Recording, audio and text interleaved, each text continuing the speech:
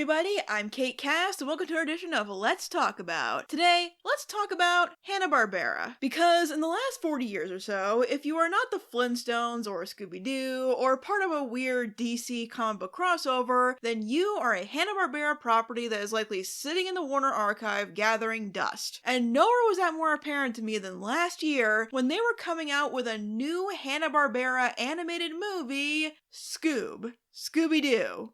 Again. Look, no disrespect if you like Scooby-Doo, more power to you. It is one of those franchises that is truly timeless, but it's just not something that ever grabbed me. But what piqued my interest about Scoob in particular is that it was supposed to be the beginning of a Hanna-Barbera Cinematic Universe. I'd roll my eyes at yet another studio trying to launch a cinematic universe before they have had even one successful film made in said universe, but like I said, so many Hanna-Barbera properties have been ignored for decades.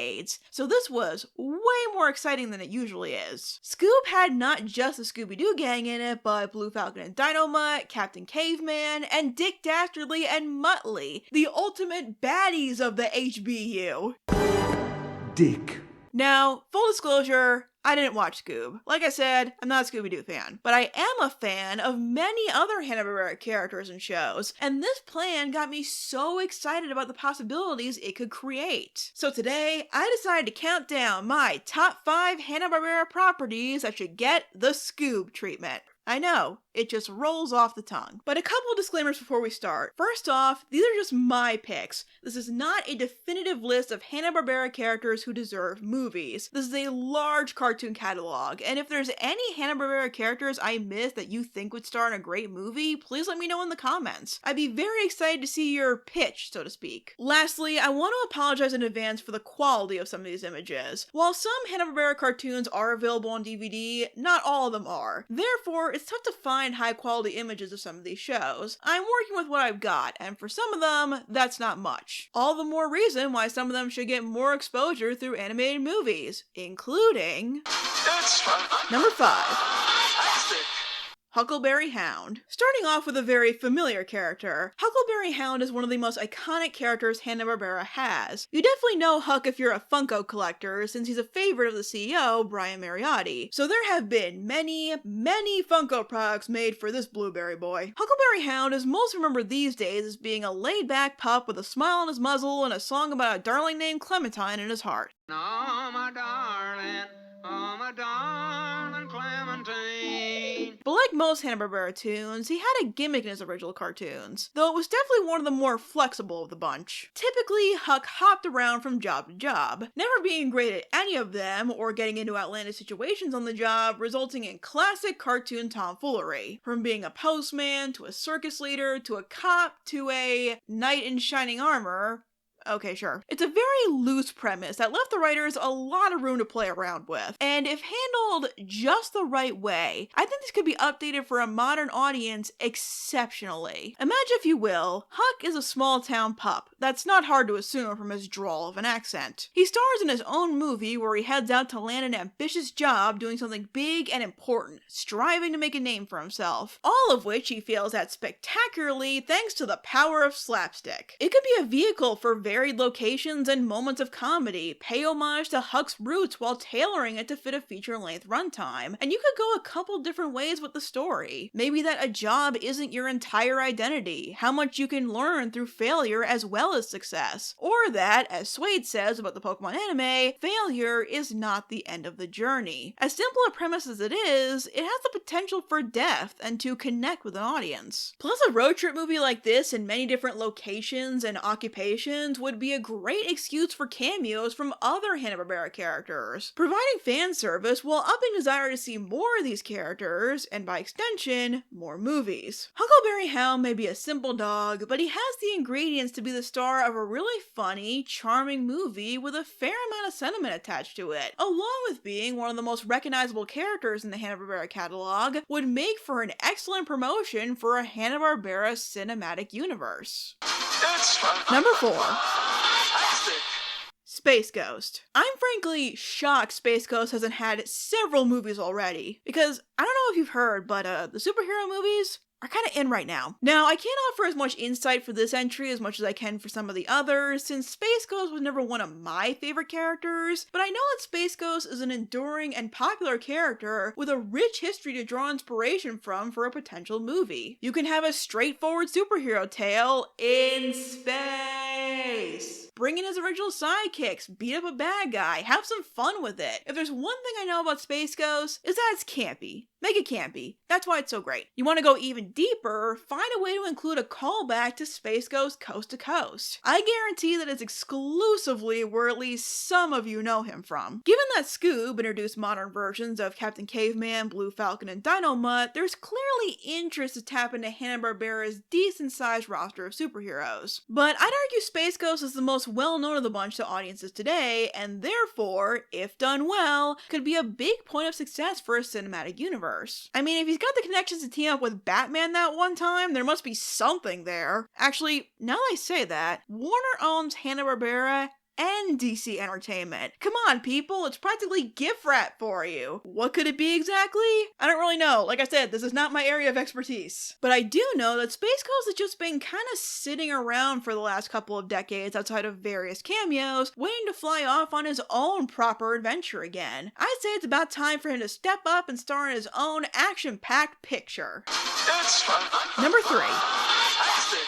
Snooper and Blabber. You know what we need more of? Animated detective stories, which is where Snooper and Blabber can come into the mix. A cat and mouse team working together to solve crimes and mysteries of all kinds, with some cartoon antics mixed into said mysteries. There's a lot of fun and intrigue that could be had with an animated whodunit, especially since Snooper and Blabber's designs consist of as many classic detective styles as humanly possible. The trench coats with their hands perpetually in their pockets, the deerstalker, the fedora, it's all here, and it's the best. On top of that, Snooper and Blabber are just great characters on their own, a pair that always stood out to me in the Hanna-Barbera lineup, with Snooper being the confident and intelligent leader, although more often than not he comes off as more of a Clouseau than a Sam Spade, and Blabber Mouse, get it, being his enthusiastic and admiring sidekick. It's one of those rare cat and mouse pairs in a classic cartoon where they aren't mortal enemies, but dynamic partners in crime solving. You could tell a lot of fun stories with that could carry a feature-length adventure.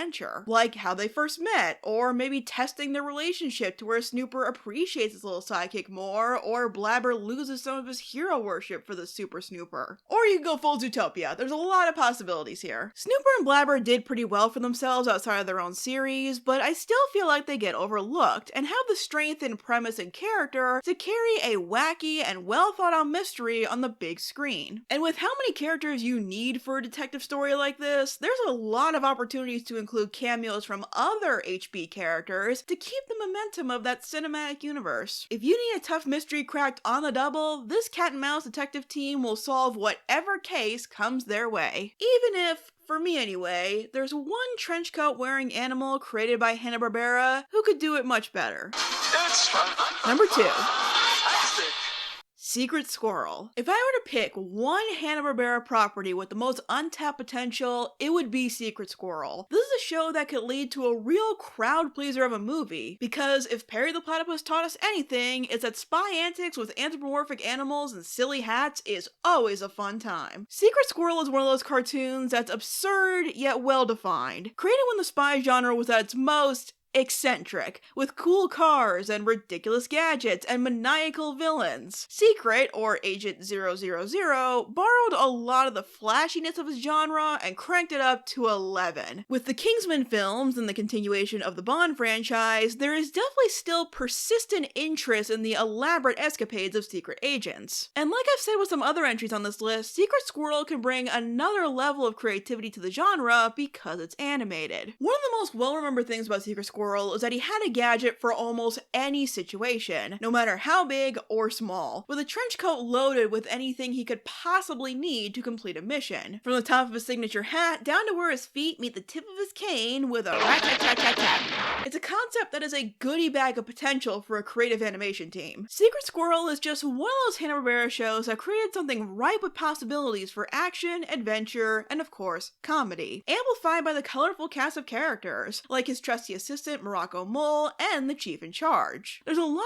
here that I think in the hands of a modern creative team could be made into something really fun and exciting. Now, Secret did get something of a second chance when he got a reboot cartoon back in the 90s. However, it only ran for 13 episodes and was the B story for another show. So while it definitely has people who are nostalgic for it, it's not the most well-remembered show out there by any stretch. I personally liked it a lot, even if I didn't love everything about it. But I think it does show the potential reinterpreting Secret Squirrel and his adventures has, while not really having the legroom to go all the way with it, especially the designs. The biggest thing this reboot has going for it is how well they updated the designs. They look fantastic. From being savvy with all manners of gadgets to a master of disguise to embodying what can make the spy genre so fun while parodying the hell out of it, in the right hands, Secret Squirrel has the potential to make for a great animated movie. Perhaps one day, Agent 000 will be called back into action to thwart evil, save the world, and his franchise. Before we get to number 1, I want to give a shout out to some honorable mentions. Quick Draw McGraw just barely got cut from the list, mainly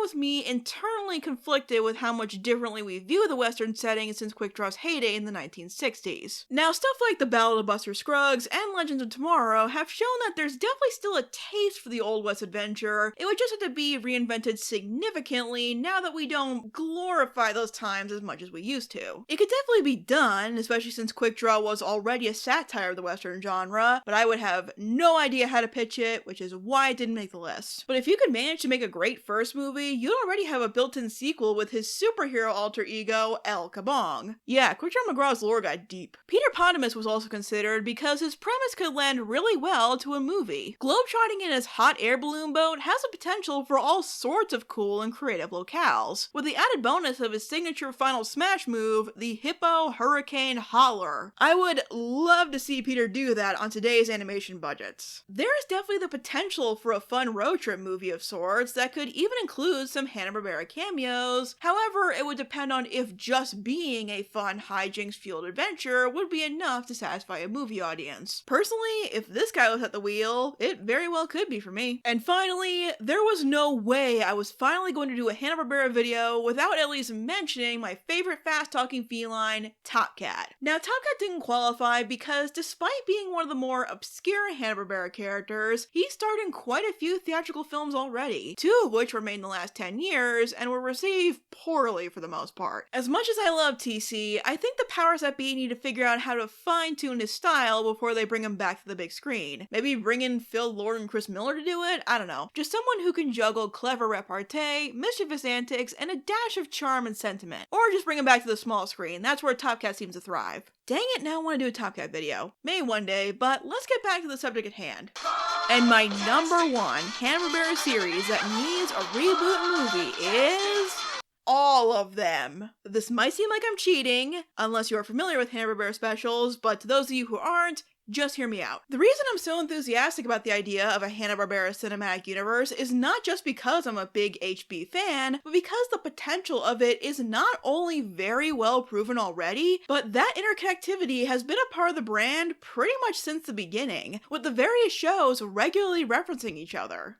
As Yogi Bear would say, you're smarter than the average boss. Hey, TC, look. What?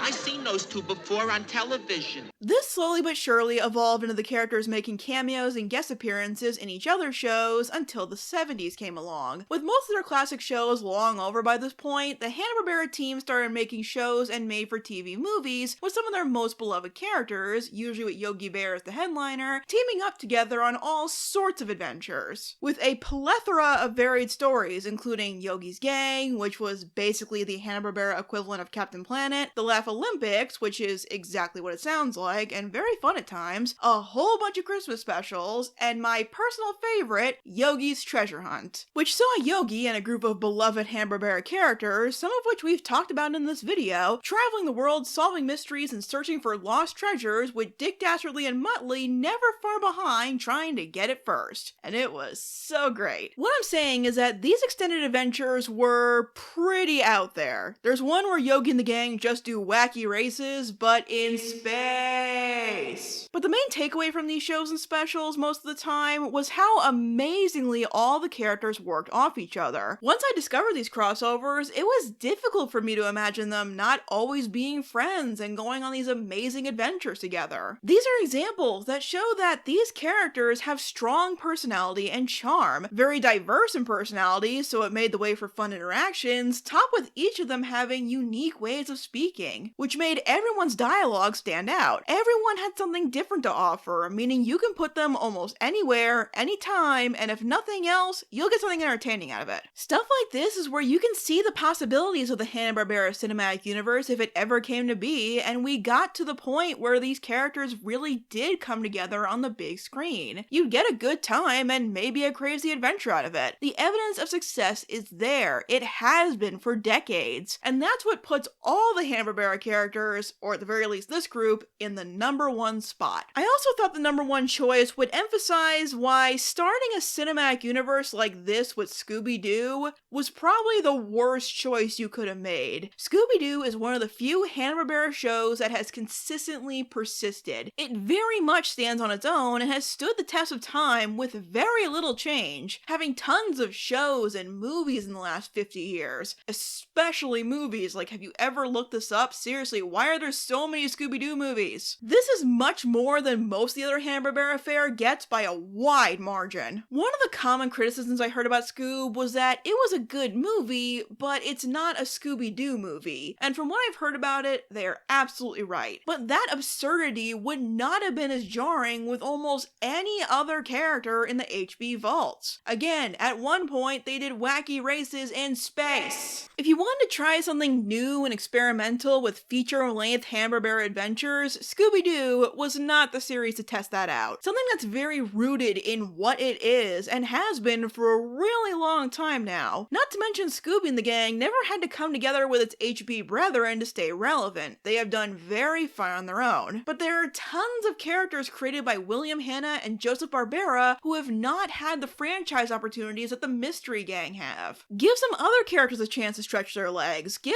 audiences something really and truly new to them and a new take on beloved, underappreciated characters. It would make the whole endeavor feel fresh and exciting. That's what a certain other cinematic universe has done, and from what I hear, they've had a fair amount of success. You absolutely can do a Hanna-Barbera Cinematic Universe, and I hope Scoob's lukewarm reception didn't shelf this idea before it even got off the ground. And hey, if you go the Yogi's Treasure Hunt route, you have an easy way to bring back Dastardly and Muttley, a lot of people's favorite part of Scoob. Just saying. On the plus side, the HB gang won't be completely forgotten since we have Jellystone coming to HBO Max. I think. They've been really quiet about it. But still, look at all these classic characters who haven't graced a TV screen in who knows how long. Personally, I'm not sold on the art style, but I'm cautiously optimistic. I'm just really happy to see this gang get some attention again. And with any luck, maybe they'll get their chance on the big screen sometime soon. Only time will tell. Thanks for watching, everyone. Definitely let me know what you think of this list in the comments below. That's why the series is called Let's Talk About. I want to give a very special thanks to my patrons who help support my content, including Dave L. Sproul, Sebastian Canino of Cinemageddon Reviews, Chelsea A. Crandall, Hawk Hero, Crowless, and Jinx Productions. If you'd like to join these fine people in supporting my content while getting cool exclusive perks, you can check out my Patreon page at the link in the description, as well as my other social media if you'd like to follow me on any of those. Thank you so much again for watching, and I will see you guys next time.